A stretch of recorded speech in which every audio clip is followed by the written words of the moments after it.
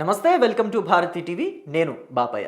ఆంధ్రప్రదేశ్ మాజీ ముఖ్యమంత్రి వైఎస్ఆర్ కాంగ్రెస్ పార్టీ అధినేత వైఎస్ జగన్మోహన్ రెడ్డికి నగర నియోజకవర్గంలోని కొంతమంది ప్రజలు, అలాగే మాజీ వైసీపీ లీడర్లు, ప్రస్తుతం వైసీపీలో కొనసాగుతున్న కొంతమంది లీడర్లు కూడా ఒక అల్టిమేటం జారీ చేశారట.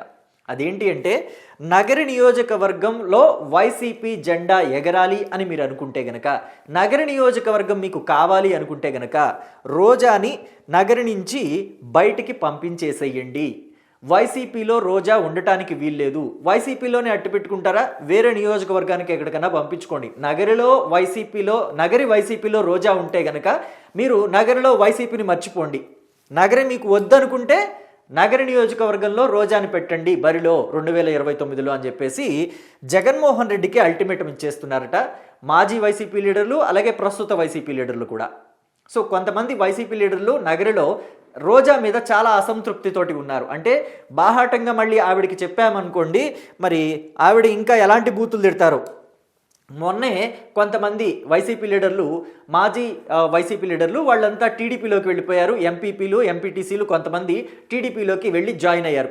జాయిన్ అయిన వాళ్ళందరినీ కూడా ఒక అమ్మ అబ్బకి పుడితే కనుక వాళ్ళు వైసీపీలో పదవులు అనుభవించి వైసీపీకి రాజీనామా చేసి, ఆ పదవులకు రాజీనామా చేసి టీడీపీలోకి వెళ్ళాలి. కానీ అలా వెళ్ళిన వాళ్ళంతా ఒక అమ్మ అబ్బకు పుట్టిన వాళ్ళ అని చెప్పేసి రోతగా మాట్లాడిన మాటల్ని మనం అంతా కూడా విన్నాం.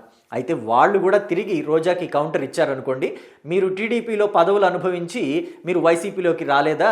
కాంగ్రెస్ పార్టీ నుంచి ఆ తర్వాత వైసీపీలోకి రాలేదా? గతంలో జయప్రద లాంటి వాళ్ళు చేశారు తెలుగు మహిళా అధ్యక్షురాలు పదవి. మరి ఆ తర్వాత అలాంటి వాళ్ళని కాదని చంద్రబాబు 2004లో మీకు ఇచ్చారు కదా మరి తెలుగు మహిళా అధ్యక్షురాలిగా పదవి. 2009 వరకు ఆ పదవి వెలగబెట్టి మీరు తెలుగుదేశం పార్టీని వదిలిపెట్టి కాంగ్రెస్ పార్టీలోకి వచ్చారు. ఆ తర్వాత వైఎస్ రాజశేఖర రెడ్డి మీ పుణ్యమానని చెప్పేసి వెళ్ళిపోయాడు. ఆయన్ని పరలోకానికి పంపించి మీరు వైసీపీలోకి వచ్చారు. వైసీపీలోకి మీరు వచ్చిన కొత్తల్లోనే జగన్మోహన్ రెడ్డి జైలు పాలయ్యారు. మీ లెగ్గు అలాంటిది అని చెప్పేసి రోజాని ఇష్టానుసారంగా వాళ్ళు కూడా అటాక్ చేస్తున్నారు. ఎందుకంటే ఎవరు కూడా ఈ రోజుల్లో సాధు పొంగవులు లేరు. రాజకీయాల్లో ఉన్నారంటే ఒక మాట అంటే రెండు మాటలు తిరిగి అంటున్నారు. మనం నోరు పడేసుకున్నాం, మన ఇష్టానుసారంగా మనకు బూతులు వచ్చు మాట్లాడతామనంటే ఎదుటి వాళ్ళు ఎవరు కూడా గాంధేయవాదంలో లేరు, గాంధీ మహాత్ములు కారు. ఖచ్చితంగా తిరిగి రివర్స్ కౌంటర్ ఆ రేంజ్లోనే ఇస్తారు. ఇంకా వీలైతే అట్టుకు అట్టున్నారు పెట్టడానికి రెడీగా ఉన్నారు రాజకీయాల్లో. సో కాబట్టి రోజా ఆ విషయాన్ని, ఆ లాజిక్ని ఎలా మర్చిపోయారో ఏమో తెలియదు. కానీ వైసీపీలో నుంచి టీడీపీలోకి వెళ్ళిన ఎంపీటీసీలని ఇష్టానుసారంగా నోరు పడేసుకున్నారు. పొలిటికల్ బఫూన్స్ అన్నారు. లేకపోతే నేనే అసలు బీఫామ్ ఇచ్చాను, వాళ్ళంతా నా పుణ్యమాని ఎంపీటీసీలు అయ్యారు, జగన్మోహన్ రెడ్డి పుణ్యమా అంట ఎంపీటీసీలు అయ్యారని చెప్పేసి అన్నారు. వాళ్ళు తిరిగి కౌంటర్ ఏమి ఇచ్చారు ఆ మాటకి మనమంతా కూడా చూసాం. మీరు వచ్చి మా ఇంటికి వచ్చి మా కాళ్ళు గడ్డాలు పట్టుకుని బ్రతిలాడితే కానీ మేము సపోర్ట్ చేయలేదు. ఆ రోజున మా సపోర్ట్ ఉండబట్టే మీరు 2014లో గెలిచారు. 2014లో వైసీపీ తరపున గెలిచిన తర్వాత 2019 నుంచి మీ కళ్ళు నెత్తికొచ్చాయి. మీరు 2019లో గెలిచిన తర్వాత ఫ్యాను గాలిలో గెలిచిన తర్వాత, ఫ్యాను గాలి పుణ్యమా జగన్ ఫోటో పుణ్యమా అని గెలిచిన తర్వాత మమ్మల్ని లెక్క చేయకుండా మీరు ఒంటెద్దు పోకడతోటి మీరు వెళ్ళటం మొదలుపెట్టారు. అందుకే మీకు మాకు డిఫరెన్స్ వచ్చింది. మీతో కలిసి ఇక మేము ఉండలేము. 5 ఏళ్లుగా మీ అరాచకం చూసాం మేము. మీరు మంత్రి పదవి వచ్చిందనో లేకపోతే ఏపీఐఎస్సీ పదవి మీకు ఇచ్చారనో వైసీపీ వాళ్ళు మీరు ఎంత విర్రవీగారో మేము చూసాము. ఇక భరించలేము మిమ్మల్ని, మేము వైసీపీలో ఉండలేము, అందుకే వెళ్ళిపోయాము, కేవలం మీ వల్లే వెళ్ళిపోయామని చెప్పేసి రోజాకి వాళ్ళంతా కూడా చెప్పడం జరిగింది. సో అయితే రోజా ఇప్పటికీ కూడా రియలైజ్ అవ్వలేకపోతున్నారు. తన అనునాయుల్ని పెట్టి ప్రెస్ మీట్లు పెట్టించి పార్టీలో నుంచి టీడీపీలోకి వెళ్ళిన వాళ్ళు ఇంకా తిట్టిస్తూనే ఉన్నారు. అది ఇంకా ఇప్పుడు కూడా సోషల్ మీడియాలో ఆ వార్ రన్ అవుతూనే ఉంది. అందుకనే ఇప్పుడు జగన్మోహన్ రెడ్డికి వైసీపీలోని కార్యకర్తలు కొంతమంది, దిగువ శ్రేణి నాయకులు అంటే ఎంపీటీసీలు, ఎంపీపీలు, మిగిలిన వాళ్ళు ఉంటారుగా పోగా, అంటే విజయపురం నిండ్రాకి సంబంధించి కొంతమంది ఎంపీటీసీలు టీడీపీలోకి వెళ్ళిపోయారు. ఇంకా కొన్ని మండలాల్లో మిగిలిన వాళ్ళు ఉంటారు కదా. సో వాళ్ళు ఇప్పుడు జగన్మోహన్ రెడ్డికి అల్టిమేటం ఇస్తున్నారట. సో దయచేసి ఆవిడ్ని నగరి నుంచి పంపించేసేయండి. పంపించకపోతే నగర నియోజకవర్గంలో వైసీపీని మర్చిపోండి మీరు అని చెప్పేసి చెప్తున్నారట. అయితే ఇక రోజా విషయం కనుక చూసుకుంటే, ఈవిడ 2004లో పాలిటిక్స్లోకి వచ్చారు, యాక్టివ్ పాలిటిక్స్లోకి. అంతకుముందు తెలుగుదేశం పార్టీ కోసం చిత్తూరు ఎంపీగా ఉన్న శివప్రసాద్, సినీ నటుడు, దర్శకుడు, నిర్మాత అయిన శివప్రసాద్ కోసం పనిచేశారు. ఆయన ఎంపీగా పోటీ చేసినప్పుడు ఈవిడ ప్రచారానికి వెళ్ళారు. ప్రచారంలో బాగా మాట్లాడుతున్నారు కదా అని చెప్పేసి ఆవిడకు కూడా ఇంట్రెస్ట్ ఉండటం వల్ల తెలుగుదేశం పార్టీ అధిష్టానానికి నేను జాయిన్ అవుతానని చెప్పేసి ఆవిడ సంకేతాలు ఇస్తే ఆవిడ ఇంట్రెస్ట్ ఉందని చెప్పేసి ఆవిడ అడిగారు కదా అని వీళ్ళు టికెట్ ఇచ్చారు. 2004లోనూ ఓడిపోయింది టికెట్ తీసుకున్న మొదటిసారి, అలాగే 2009లో కూడా ఓడిపోయింది. ఇక 2009లో ఓడిపోయిన తర్వాత ఆవిడ వైఎస్ఆర్ సమక్షంలో వైసీపీలోకి వెళ్ళి చేరారు. వైఎస్ఆర్ ఆ తర్వాత కొన్నాళ్ళకే చనిపోవటం వల్ల జగన్మోహన్ రెడ్డి పంచన చేరారు. వైఎస్ఆర్ కాంగ్రెస్ పార్టీ కండువా కప్పుకున్నారు. ఆ తర్వాత కొన్నాళ్ళకి ఆవిడ మళ్ళీ తిరిగి కాంగ్రెస్లోకి వెళ్ళాలని చెప్పేసి అనుకున్నారు. వైసీపీ ఏమవుతుందా, ఈ పడవ మునిగే పడవ తేలే పడవ ఏం తెలియట్లేదు, జగన్మోహన్ రెడ్డి కూడా అరెస్ట్ అయ్యాడు అని చెప్పేసి ఆవిడ మళ్ళీ తిరిగి కాంగ్రెస్లోకి వెళదాం అనుకున్న టైంలో అప్పట్లో కాంగ్రెస్ పార్టీలో ఒక ఫైర్ బ్రాండ్ ఉండేవాళ్ళు, గంగా భవాని అంటే మళ్ళీ చెప్తున్నాను, ఫైర్ బ్రాండ్ అంటే రోజాలాగా బూతులు మాట్లాడేవాళ్ళు కాదు, సబ్జెక్ట్ మీద మాట్లాడేవాళ్ళు, డేరింగ్గా మాట్లాడేవాళ్ళు, డాషింగ్గా మాట్లాడేవాళ్ళు. అలాంటి గంగా భవాని అప్పట్లో ఒక మాట అన్నారు, నువ్వు 2004 కన్నా ముందు 2003 ఆ టైంలో తెలుగుదేశం పార్టీలో తీర్థం పుచ్చుకున్నావు తల్లి. అప్పట్లో చంద్రబాబు నాయుడు పైకి వెళ్ళిపోయేవాడు, అలిపిరి గేట్ దగ్గర అలిపిరి మార్గంలో ఆయనకి యాక్సిడెంట్ అయింది. ఆ తర్వాత తెలుగుదేశం పార్టీ ఓడిపోయింది, నువ్వు ఆ పార్టీలో కంటెస్ట్ చేశావు. 2004లో కూడా 2009లో కూడా నువ్వు ఆ పార్టీ నుంచే కంటెస్ట్ చేశావు, ఆ పార్టీ మళ్ళీ ఓడిపోయింది. తీరా నువ్వు 2009 తర్వాత వైఎస్ఆర్ హయాంలో కాంగ్రెస్ పార్టీలో నువ్వు తీర్థం పుచ్చుకున్నావు. వైఎస్ రాజశేఖర రెడ్డి సమక్షంలో ఒక 4 రోజులకు 5 రోజులకు ఆయన కూడా పరలోకానికి పంపించేశావు ఆయన్ని. ఆ తర్వాత నువ్వు జగన్మోహన్ రెడ్డి సమక్షంలో వైఎస్ఆర్ కాంగ్రెస్ పార్టీలోకి వెళ్ళావు. సో ఆయన జైలు పాలయ్యాడు, నీది ఐరన్ లెగ్గు అని చెప్పేసి ఫస్ట్ టైం రోజాకి ముద్ర వేసింది, ఐరన్ లెగ్గు అనే ముద్ర వేసింది గంగా భవాని. సో గంగా భవాని అని చెప్పేసి కొడితే ఇప్పుడు కూడా మీకు ఆవిడ ఫొటోస్ అన్నీ ఇంటర్నెట్లో వస్తాయి. సో నేను అందుకే పెట్టలేదు, ఆవిడ ఫేమస్ ఫిగరే, ఆవిడ పొలిటీషియన్, మంచి పొలిటీషియనే, కాంగ్రెస్ పార్టీలోని లీడర్ ఆవిడ. సో ఆవిడ ఫస్ట్ టైం రోజాకి ఐరన్ లెగ్ అనే ముద్ర వేశారు. రోజా ఏమంటారంటే దీన్ని పొలిటికల్గా మలుచుకోవడానికి నాకు ఐరన్ లెగ్ అనే ముద్ర వేసింది తెలుగుదేశం పార్టీ వాళ్ళు అని అంటారు. తెలుగుదేశం పార్టీ వాళ్ళు ఆ ముద్ర వేయలేదు రోజాకి. తెలుగుదేశం పార్టీ వాళ్ళు ఎప్పుడు కూడా సంస్కారవంతంగానే మాట్లాడతారు, ఆడవాళ్ళకి మర్యాద ఇచ్చే మాట్లాడతారు. ఇంకా రోజానే ఆడవాళ్ళకి మర్యాద తీసేసి మాట్లాడతారు. ఇప్పుడు మొన్న కూడా మనం చూసాం, గతంలోనూ చూసాం, మొన్న కూడా చూసాం, చీరా గాజులు ఇస్తాను వేసుకోండి అని అంటారు. అంటే ఆడవాళ్ళు పనికిరాని వాళ్ళనా? చీరా గాజులు వేసుకునే వాళ్ళంతా కూడా ఓడిపోయేవాళ్ళు, తక్కువ స్థితిలో ఉండేవాళ్ళని రోజా ఉద్దేశమా అని చెప్పేసి లోకేష్ వార్నింగ్ ఇచ్చి రోజాకి ఇంకెప్పుడు అలా మాట్లాడొద్దు, మీరు ఆడవాళ్ళని తక్కువ చేయొద్దు, మీరు చీరా గాజులు ఇస్తారా ఇవ్వండి, నేను మా ఇంట్లో నా తల్లికి అలాగే నా భార్యకి ఇస్తాను అని చెప్పేసి కూడా లోకేష్ చెప్పారు.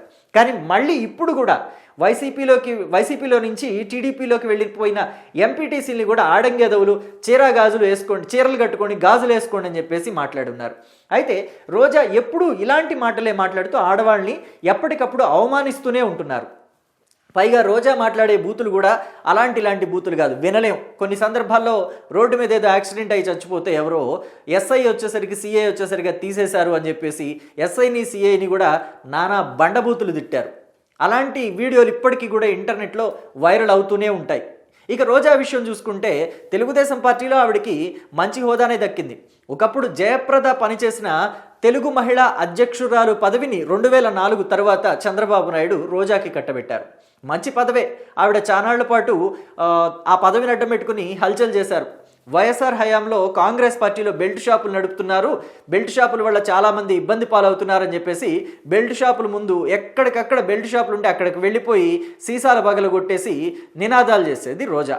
అయితే ఆ తర్వాత కాంగ్రెస్ పార్టీలోకి వెళ్ళారు. ఆ తర్వాత కాంగ్రెస్ పార్టీలో నుంచి ఆ తర్వాత వైఎస్ఆర్ కాంగ్రెస్ పార్టీలోకి వచ్చారు. 2014లో రోజా గెలవటం అనేది చాలా పెద్ద యుద్ధమే జరిగింది.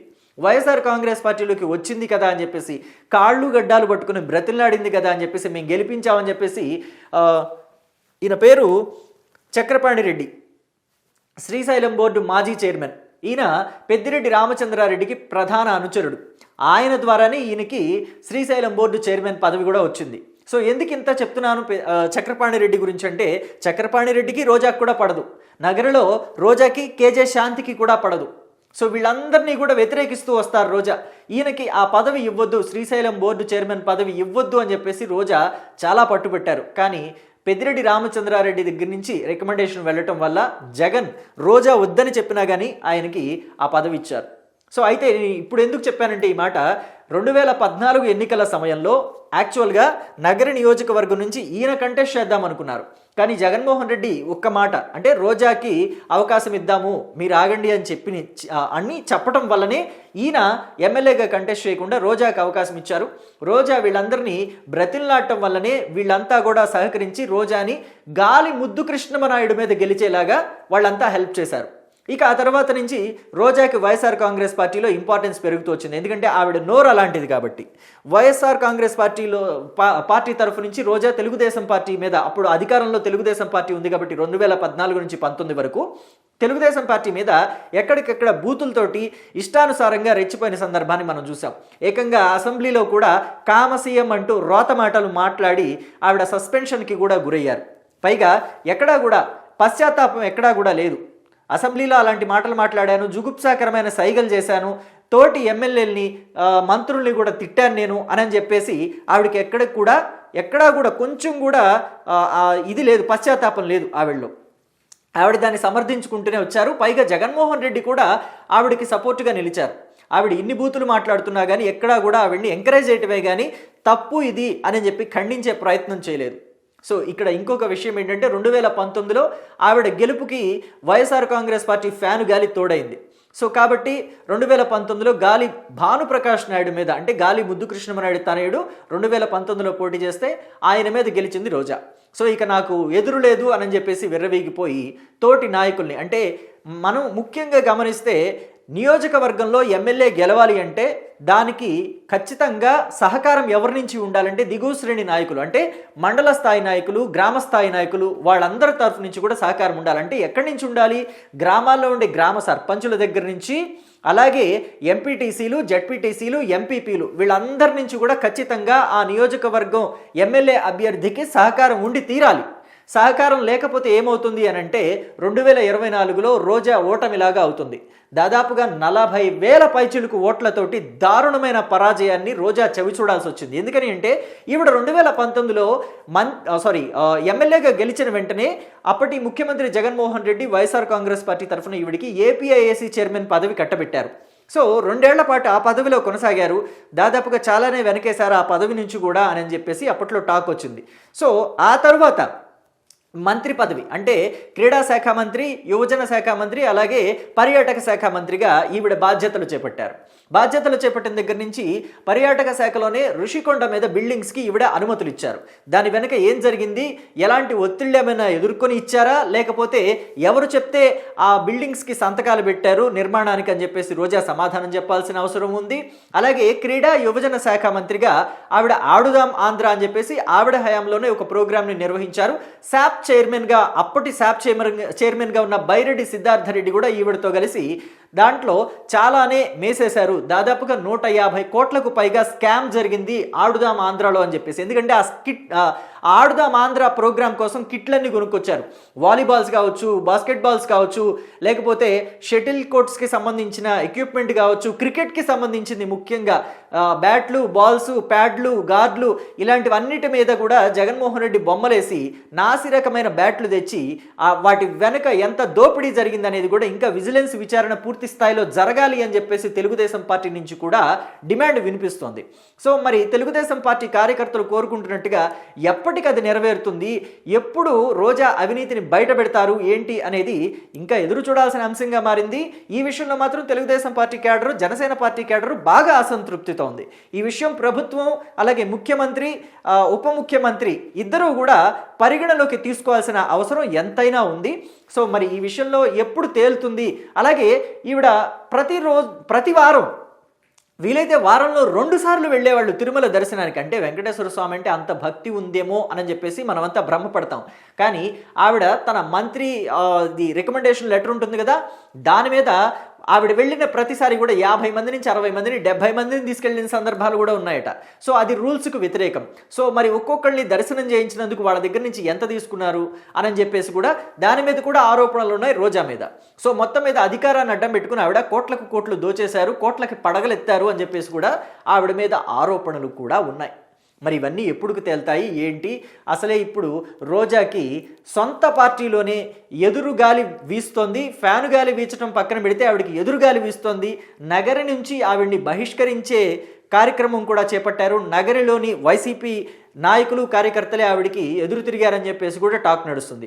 నగర బహిష్కరణ అని అంటాం మనం జనరల్గా, కానీ రోజా విషయంలో మాత్రం నగరి బహిష్కరణ అని చెప్పేసి వింటున్నాము. సో మరి ఇది ఏమవుతుంది? జగన్మోహన్ రెడ్డి ఏమైనా కల్పించుకుని సర్దుబాటు చేస్తారా, లేకపోతే రోజా పరిస్థితి ఏంటి? నెక్స్ట్ రాబోయే 2029 ఎన్నికల్లో రోజాకి సీటు ఇచ్చే అవకాశం ఉంటుందా ఉండదా అనే విషయాల మీద పెద్ద ఎత్తున చర్చ జరుగుతుంది. మరి ఏమవుతుంది ఏంటి అనేది వేచి చూస్తే తప్ప తెలియదు. Thank you.